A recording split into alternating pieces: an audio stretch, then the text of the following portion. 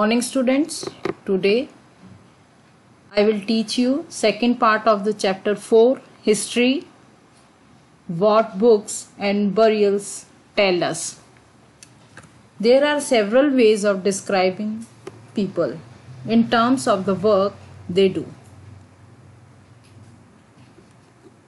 बहुत सारे वेज हैं जिससे हम लोगों को डिस्क्राइब कर सकते हैं, किस तरह से डिस्क्राइब कर सकते हैं उनके काम करने के तरीके से, द लैंग्वेज दे स्पीक, कौन सी भाषा वो बोलते हैं, the place they belong to, और किस प्लेस से वो बिलोंग करते हैं, देयर फैमिली, उनके फैमिली से, their communities and cultural practices, communities से, कल्चरल प्रैक्टिसेस से भी हम वहाँ के लोगों को डिस्क्राइब कर सकते थे. Let us see some of the words used to describe people found in the Rig Veda. There are two groups who are described in terms of their work. अब ऋग वेदा में two groups थे. First group is the priest, sometimes called Brahmins. Priest first group में कौन आता है? Priest. उनको क्या कहते हैं वो? Brahmins भी कहते हैं. Who performed वेरियस रिचुअल्स, जो क्या परफॉर्म करते थे? अनुष्ठान जो होते हैं वो परफॉर्म करते थे. और the rajas, these rajas were not like the ones you will be learning about later. ये राजाज उस तरह से नहीं थे जो हमने पिछले चैप्टर्स में पढ़ा. They did not have capital cities. उनके पास ना तो पैलेसेस थे, ना आर्मीज थी. Not did they collect taxes, और वो टैक्सेस भी कलेक्ट नहीं करते थे. वो इस तरह के राजाज नहीं थे. Sometimes the people who composed the hymns described themselves as Aryas and called their components dasas and dasyas. क्या कहलाते थे उनके जो पीपल जो कंपोज करते थे हिम्स, डिस्क्राइब, उन्होंने किस किस को डिस्क्राइब किया? देमसेल्व्स, अपने आप को, एज आर्याज. और उनके जो कंपोनेंट्स थे वो क्या कहलाते थे? दासा और दासियास. These were people who did not perform sacrifices. ये जो दासा और दासीज थे, ये सेक्रीफाइसेस जो होते थे उनको वो परफॉर्म नहीं करते थे. Later and probably spoke different languages, और वो दूसरी भाषा बोलते थे.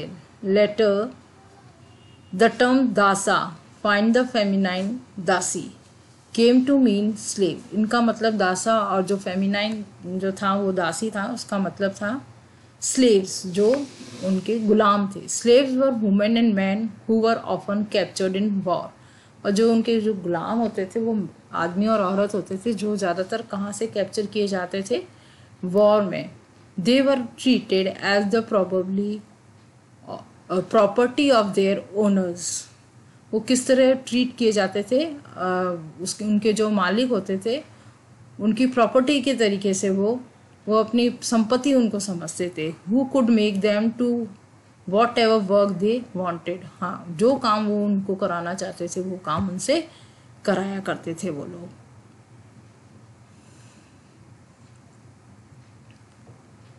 दीज स्टोन्स, अब मैग्लिथ्स है. मैग्लिथ्स क्या होते हैं? ये स्टोन बोल्डर्स हैं. Stone boulders are known as मैग्लिथ्स.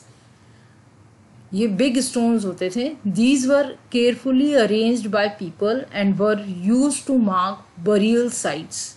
Burial sites में ये मैग्लिथ जो स्टोन, बिग स्टोन्स होते थे, उनको यूज़ किया जाता था.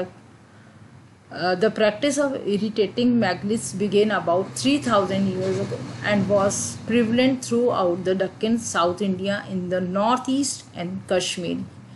Some important मैग्लिथ्स कौन सी थी? Megalith sites are shown on map. देखो इसमें दी हुई है, ये मैग्लिथ साइट दे रखे हैं. ये these are the stone boulders. Megaliths हैं, can be seen on the surface. यहाँ सरफेस पे भी देख सकते हैं हम. Other megalith burials are often underground. Sometimes archaeologists find a circle of stone boulders or a single large stone.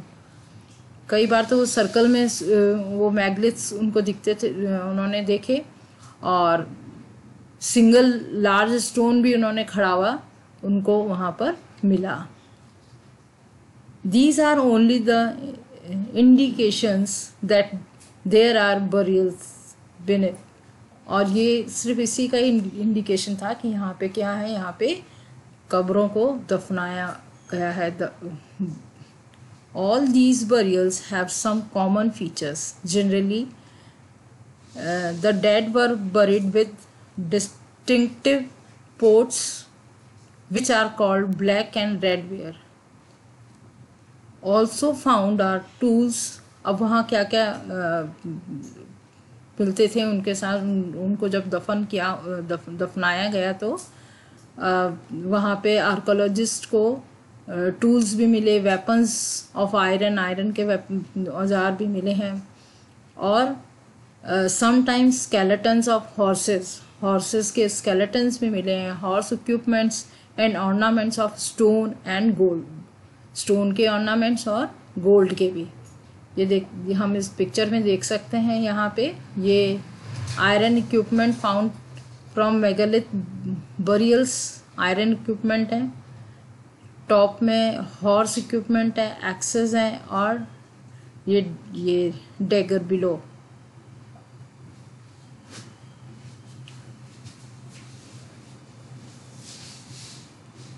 Archaeologists think that objects found with the skeleton probably belong to the dead person. Dead person जो भी उनके साथ मिला object, वो जो dead person था, जो आदमी मर गया था, उससे बिलोंग था, उससे संबंधित था वो. Sometimes more objects are found in grave than in another. अब वो करें कि कई बार बहुत सारे ऑब्जेक्ट्स उनको उनकी ग्रेव में, उनकी कब्रों में मिले. One skeleton was buried with 33 gold beads, 2 stone beads, 4 copper bangles. देखो स्केलेटन, उनको एक स्केलेटन मिला, वो किसके साथ दफनाया गया था?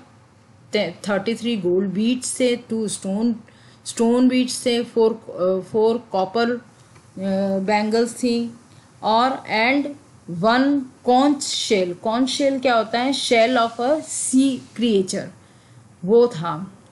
Other skeleton have only a few pots. कुछ स्केलेटन के उसमें कुछ ही पोर्ट्स थे. These find suggest that there was some difference in status amongst the people. वो क्या दर्शाते थे? उनके पीपल के स्टेटस के बारे में, उनकी हैसियत के बारे में. जो लोग दफनाए गए थे उनकी डिफरेंट उनका स्टेटस होता था. हु वर बरीड, जो दफनाए गए थे. Some were rich, others poor, some chiefs and other followers. कुछ जो होते रिच होते थे, कुछ बेचारे गरीब होते थे, चीफ्स भी होते थे कुछ, और उनके फॉलोअर्स भी होते थे. Thank you. I hope you will understand this.